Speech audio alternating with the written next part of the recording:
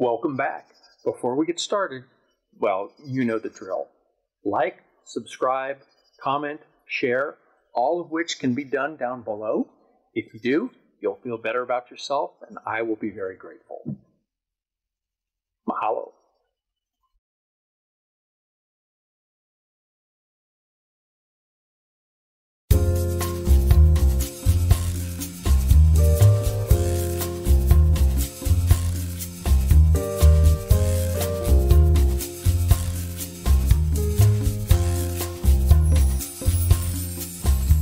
Welcome to another episode of A Moment of Tiki, coming to you from the Lagoon of Mystery, my home tiki bar here in Central Texas. One of the advantages of having an outdoor tiki bar with a swimming pool is that we get to have entertaining events such as dive-in movies. Because of the way the pool is set up, we have set up outdoor movie screenings that we invite our friends over to have parties. They're not exactly tiki, but they're a blast, and I'm going to take you through the setup of one of these and kind of show you what transpires here at the Lagoon of Mystery. Come on, it's going to be fun. The most important part here with the dive-in movie is the screen. For the screen that we project the film on, I use a highly technical piece of equipment known as a canvas drop cloth, which you can find in any hardware store, paint store, big box store, that sort of thing. The exact same type you would lay on the ground if you're going to paint the wall or the ceiling. I roll it up, courtesy of two furring strips I bolted to the bottom to make it convenient. It tucks away nice and neat up into the nether regions of the Lagoon of Mystery. Then I tie it to the side columns to stabilize it using twine run through a brass eye socket. Next, I set up the projector. The projector is housed in a table box that I built myself. We set it up on the opposite side of the pool. It's just a basic Epson projector, and into it I connect a DVD player, which can also project Blu-rays as well. And then we tie the whole thing in with coaxial cable into the stereo system with surround sound. No good party goes without food, so we set up the table in advance, actually several tables normally, cover it with a party appropriate tablecloth for ease of cleaning, add dispenser for ice water. It's very important for your guests to be hydrated. And we have two ice chests, one for alcoholic drinks, one for non-alcoholic drinks. People like to bring their own drinks along, and we give them places to put both. We always like to have lots of options. Being an outdoor tiki bar, cleaning is essential. The Lagoon of Mystery collects lots and lots of dust and dirt and leaves and debris. So that has to be wiped down before every party. Have to restock the straws and cups and napkins. Put out my bar mats and stock the glassware that we will be using. Since we're outside around a swimming pool, we never use actual glass.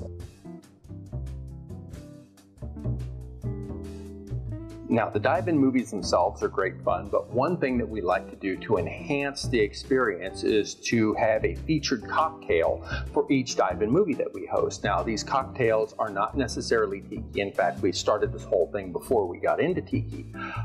The cocktails are chosen specifically for a thematic tie-in. When we did Jaws, we had a cocktail that was Blood in the Water, which was actually a terrible cocktail, but it presented really, really well. For Elvis, when we showed Blue Hawaii, obviously the cocktail that we served was Blue Hawaii. So you get the gist. For this movie we're hosting, it's Elvis Girls, Girls, Girls. So we wanted to get something that tied in with the whole Elvis thing. So we ended up selecting the Velvet Elvis cocktail. Now, the Velvet Elvis cocktail is not tiki, but It's fun, it exposes our guests to new tastes, new flavors, and many of these people that we have over aren't really into mixed drinks, and so it's an experience for them and they have a blast. So we are going to go ahead and make the Velvet Elvis for you right here. Now, see, Velvet Elvis is a cocktail that is based around Tennessee whiskey. Tennessee whiskey is not bourbon. It's very close relative of bourbon. It has to be made in Tennessee and it has to be charcoal filtered, whereas bourbon can't be charcoal filtered. So most people will use Jack Daniels. I've never been much of a Jack Daniels fan, so I'm opting for the George Dickel 12, and it calls for 1.5 ounces of Tennessee whiskey. There's 1 and 1/2 ounce. Next, 1 ounce of Chambord. Chambord is a raspberry liqueur made from black raspberries. And it's pretty good flavor. It's got some sweetness to it. It doesn't really taste artificial, but you'll want to keep in mind that Chambord, which is $30-something a bottle, only has an alcohol content of 18.5%. That means it's at the high end of fortified wines.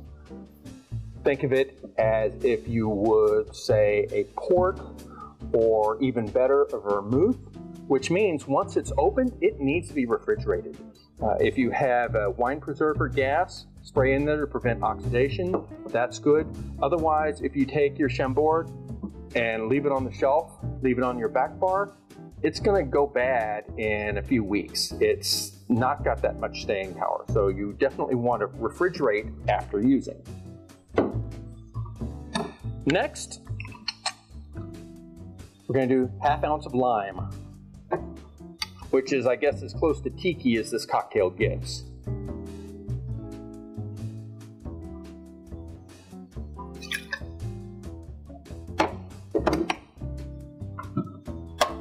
Going to add ice.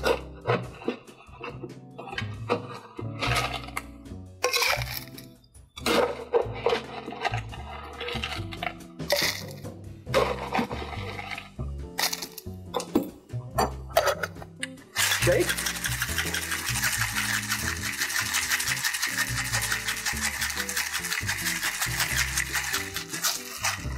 Again, we're not just shaking to mix the ingredients, we're also diluting it when the alcohol mixes with the ice and melts.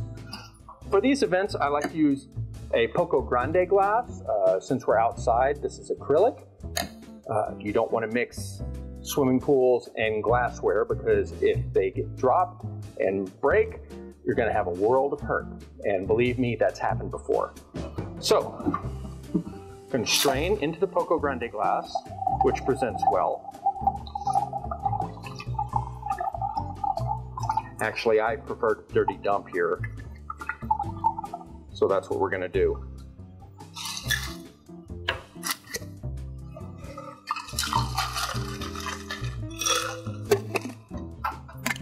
And now, the final part is you top with lemon lime soda. And if you choose, you can use a diet soda.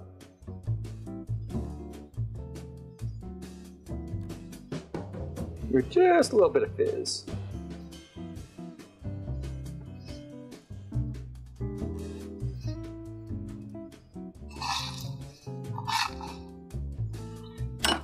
And finally, add the garnish.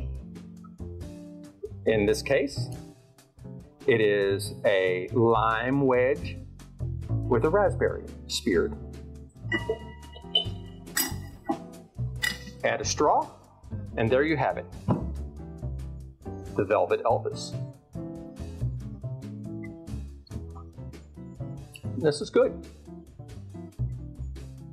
It's not so sweet. You can taste the raspberry intermixing with the Tennessee whiskey. And Tennessee whiskey has a really soft, mild, forgiving profile. if someone doesn't like whiskey, this would be a good choice. If someone's a big fan of raspberry comes through well here. The lime balances everything out with a little bit of tartness. And then the lemon lime soda lengthens the drink, gives it a little bit of effervescence, so it's not so much alcohol punch right there. Not bad. Wouldn't be one of my go-tos. But yeah, not bad at all. Now it's showtime. We can have 20 to 30 guests show up for one of our dive-in movies. I pre-batched the cocktails because of that. We used to not have so many. When we first started out, we'd only have 2 or 3 people show up at a time. Because of the number of people showing up, we've started batching punch, having self-serve punch available for folks to help themselves. Rum barrel punch is good. We also have plenty of water, copious amounts of water, because you always want your guests to stay hydrated. I batch all of our cocktails in advance now, usually holding back any citrus or other esoteric ingredient. So I will shake up 2 cocktails at a time in the shaker by adding the citrus and mixing it together and serve to order.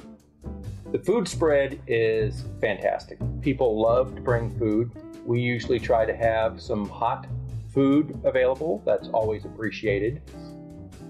People will bring sweets, snacks, and have egg fritters.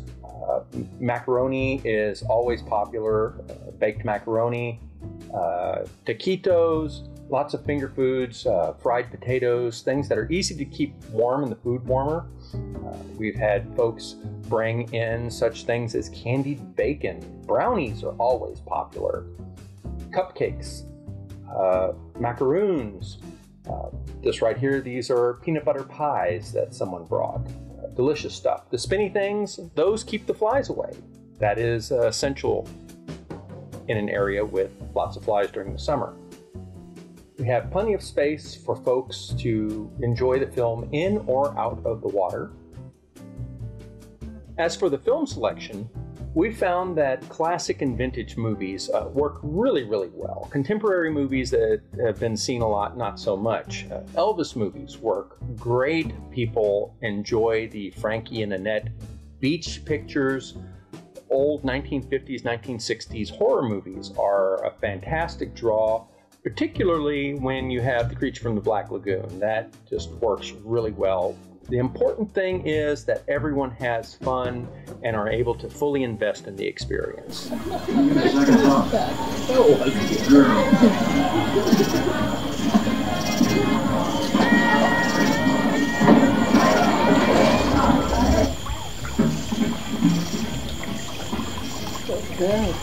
water. I know. Good water. You dropped your handkerchief. Come on.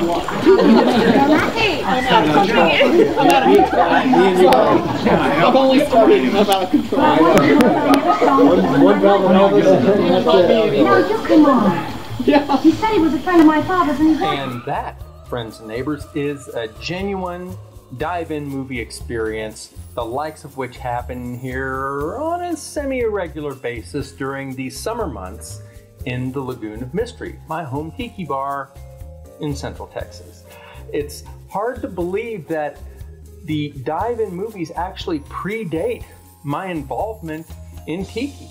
We were having them in 2016, a full year before we even discovered Tiki existed, just projecting movies up on the white-gray shiplap wall. So that was interesting how it dovetailed nicely into the entire Tiki experience. I post these events on my Instagram page and also on the Moment of Tiki Facebook group several weeks out before they happen. So if you are ever in the Central Texas area on a summer weekend when we happen to be having one of these, shoot me a line. I'd be happy to have you into the Lagoon of Mystery, my home tiki bar, and have you partake in the fun and shenanigans that ensue with some of our dive-in movies. Probably not as exciting as some other parties you've been to, but hey, we have a good time. So, until next time, from the Lagoon of Mystery, aloha. Something down to my coffee. Why am I always explaining something to you? Maybe it's something you do. Look, I checked the hotel. I never heard of it. You have to keep doing that. Why? Because I went to the trouble of asking the bartender at that nightclub where I could find you. And because you like games as well as I do. What wouldn't play? Under the rules.